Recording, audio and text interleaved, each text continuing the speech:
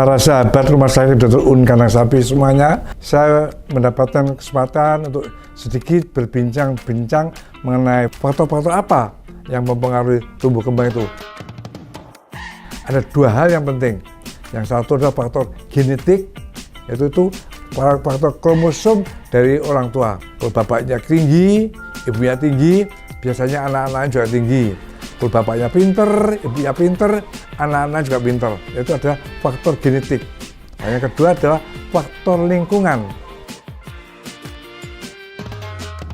Nah, faktor lingkungan ini asuh, asih, dan asah. Lingkungan yang baik harus bisa menyediakan ketiga kebutuhan tadi. Asuh, asih, asah. Asuh itu adalah pola asuh yang baik. Bagaimana memberikan gizi, memberikan nutrisi, melindungi anak-anak supaya tidak sakit, memberikan imunisasi, itu semuanya asuh. Kalau anak-anak tidak diasuh dengan baik, akan menjadi anak-anak yang nakal, yang kurang ajar, dan yang tantrum, ya, anak yang autis, anak dengan hiperaktif, dan sebagainya. Itu kalau kurang pengasuhan pada waktu golden period. Hal yang penting untuk tumbuh kembang optimal itu faktor nutrisi dan faktor stimulasi. Nutrisi itu memberikan nutrisi yang baik sejak awal. Justru pada waktu dalam kandungan pun, bayi yang masih kecil itu harus mendapatkan nutrisi dari ibunya. Ibunya harus cukup zat besinya. Jangan sampai ibunya menderita anemi atau zat kurang besi. Kalau ibunya pada waktu hamil mengalami kurang besi, bayi yang dilahirkan nanti IQ-nya akan turun. Oleh karena itu tidak kurang-kurangnya pemerintah melalui Kementerian Kesehatan atau Puskesmas memberikan zat besi gratis kepada ibu-ibu hamil ini. Nanti bayi yang dilahirkan itu tidak mengalami gangguan IQ-nya. Salah satu yang penting juga adalah imunisasi. Karena dengan imunisasi itu akan secara aktif memberikan kesempatan pada tubuh bayi untuk membentuk zat antibodi. Apabila ada kuman-kuman yang masuk, tubuh bayi tersebut bisa menangkal penyakit-penyakit tersebut. Nah, itu adalah semua hal yang penting untuk tumbuh kembang anak.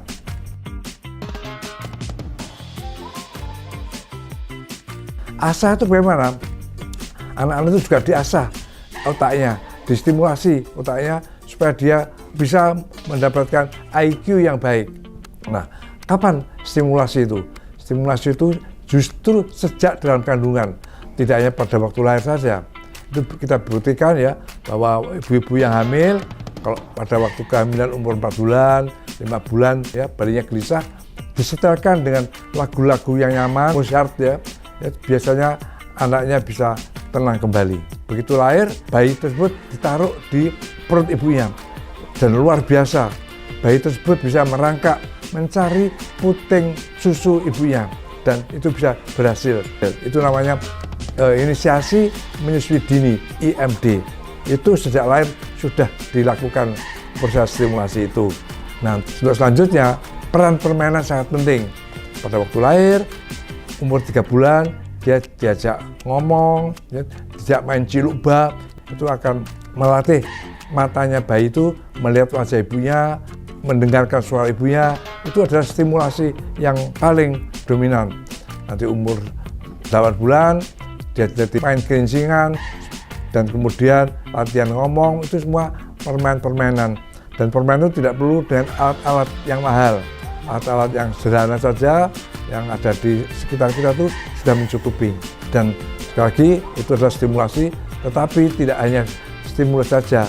Yang penting juga faktor nutrisi. Jadi kemudian pada waktu lahir, gizi yang paling tepat adalah ASI. Ya, jadi jangan melupakan pentingnya ASI, karena ASI itu sudah mengandung segala kebutuhan bayinya itu, mulai makronutrien, itu karbohidratnya, zat lemaknya, proteinnya, dan juga ada yang namanya mikronutrien. Itu sudah vitamin-vitamin, ya, misalnya vitamin zat besi, vitamin asam folat, vitamin zinc, macam-macam vitamin itu sudah ada di dalam ASI itu. Nah, kalau bayi tidak mendapatkan ASI, dia mendapatkan susu formula. Nah, biasanya pabrik susu sudah menambahkan zat-zat mikronutrien itu. Karena apa? Karena kalau kekurangan mikronutrien itu dan jumlahnya kecil, maka memberikan dampak yang besar. Kalau kekurangan zat besi, sekali lagi anaknya akan turun IQ-nya. Kalau dia tidak mendapatkan zinc, zat kekebalannya, imunoglobulnya tidak bisa terbentuk dengan baik. Nah, itu semuanya adalah menghadapi tantangan dari luar, tantangan penyakit-penyakit infeksi yang ada sejak dia dilahirkan. Agar kita bisa memantau, memonitor tumbuh kembang anak-anak kita dengan baik, agar jangan sampai terjadi kurang gizi, makanan minum cukup, agar mereka tidak stunting, dan juga perkembangan stimulasinya baik, agar mereka tidak menjadi anak yang autis, ADHD maupun speech delay. Jangan lupa memakai buku KIA ini. Buku ini sampel ya, tapi perannya luar biasa. Ini dibuat oleh para pakar-pakar tumbuh kembang se-Indonesia. Ini sudah muat di sini bagaimana memantau pertumbuhan anak-anak itu. Berat badannya bagaimana, tinggi badannya bagaimana, lingkar kepalanya bagaimana. Juga suatu juga memberikan makanan ya. Sampai umur 6 bulan hanya diberi ASI saja, tapi kalau sudah 6 bulan harus diberikan MPASI, makanan pendamping ASI. Itu ada di sini semua. Bagaimana cara membuat MPASI, bagaimana cara pemberiannya, dan sebagainya. Dan ini juga ada memonitornya.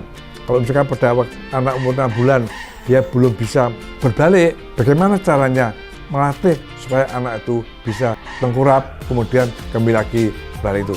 Itu ada semua di sini. Nah, saran saya jangan lupa memakai buku ini, karena sekarang di rumah sakit manapun setiap bayi yang lahir harus mempunyai buku ini. Sampai umur 3 tahun, tiap 3 bulan sekali, sakit atau tidak sakit, harus dibawa ke poliklinik KIA untuk dilakukan pemantauan atau monitor tumbuh kembangnya. Nanti setelah 3 bulan sampai 6 tahun, menjadi tiap 6 bulan sekali. Sekali lagi, sakit atau tidak sakit, harus kontrol di rumah sakit untuk memonitor bagaimana pertumbuhannya. Karena semua catatan kesehatannya sampai dewasa ada di sini.